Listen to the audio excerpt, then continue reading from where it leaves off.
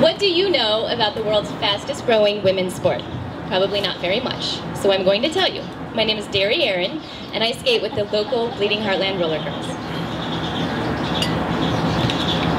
Roller derby started in the 1930s as a natural offshoot of roller skating races, which were really popular at the time. The promoters noticed that the crowd liked it when the contestants fell over each other or pushed each other out of the way, so they made it into a sport. And everyone our age remembers the 70s era of roller derby because it was on TV and it was very popular for a while. But it really wasn't about the sport. It was about the girls and how tough they were or whose ass they kicked that day. And the basic premise of roller derby today hasn't changed that much, but we do play differently. We play for real. The emphasis is on strategy, athleticism, and the skaters are athletes, not actors. And to prove that, I've put a ridiculous photo of myself. This is why you can see that roller derby is for real these days, because there's no second takes. I'm not an actress, I can't look like Ellen Page or Drew Barrymore while I'm getting my ass kicked. And although the gameplay is different, we have maintained some of the original edgy sort of culture. We like our bruises, we like to trick people into smelling us, it's really bad. We can get geeky about wheels and floors and gear. And everybody always wants to know, what's your derby name? Well, what I will tell you about derby names is that they have to be unique and they have to be registered, and they can be anything.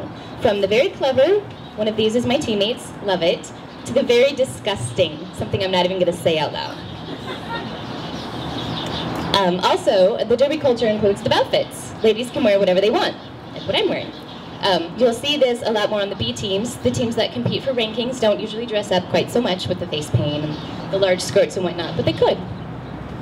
What everyone does have to wear is their safety gear. Everybody has to wear a helmet, mouth guard, and all of the pads. Refs come around and check them to make sure they fit you before you skate so they don't fall off, so you don't bite your tongue in half while you're skating. Today's derby has an organization. It's the Women's Flat Track Derby Association, and they have really helped legitimize the sport by bringing everyone under the same banner of rules and gameplay, but not strategy, making it eligible for the 2020 Olympics. So, our rule book is over 40 pages long, and you have to read it, and you have to take a test before you can even skate on the practice team. And then if you want to play, obviously you have to know the rules, or you will get sent to the box, and refs, the zebras, love to send people to the box. This is a jam start. I don't know if you can see this pink line here. That's the jam line. The blockers line up on one side, the jammers line up on the other. One whistle blast lets the blockers go, two lets the jammers go. The first jammer through becomes the lead jammer. The jammer is the girl with the star on her helmet. She's the one who scores the points. She gets through one time, and then on her second pass through, she can start making points. The blockers are responsible not only for getting their jammer through, but also for stopping the other team's jammer. So it's a very hard job. People like to ask me if derby is hard, and yes, of course it's hard. It wouldn't be worth doing if it wasn't hard. And what I love about this is you can see the disparity of body size and what an awesome sport it is for every woman. It's for everybody. This girl here is on a one-way trip to the box. Everything she's doing is completely illegal. She's using her elbow, she's clotheslining, she's using her hand, she looks like she's about to trip somebody. She's totally on her way to the box. Don't skate like that. These girls look like they might be cheating, but they're not. They're teammates. You can move, push, pull your teammate's pants off to get her in the direction you want her to go. The other girl, though, here, she's using her hand, which is also completely illegal. You can never use your hands. So, what can you do?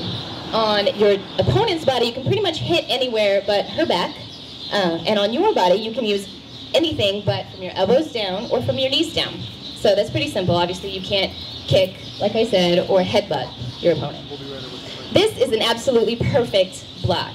You can't really see her, but her hand is tucked in, so she's not using her hand at all. She's blocking two blockers to get her jammer through, and it's just absolutely perfect. Everyone should be that good.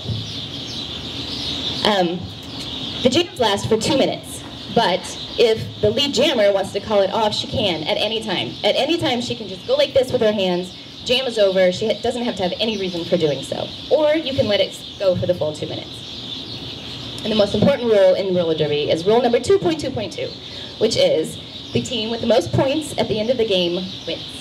So, thank you, and I hope you all come to see us next season.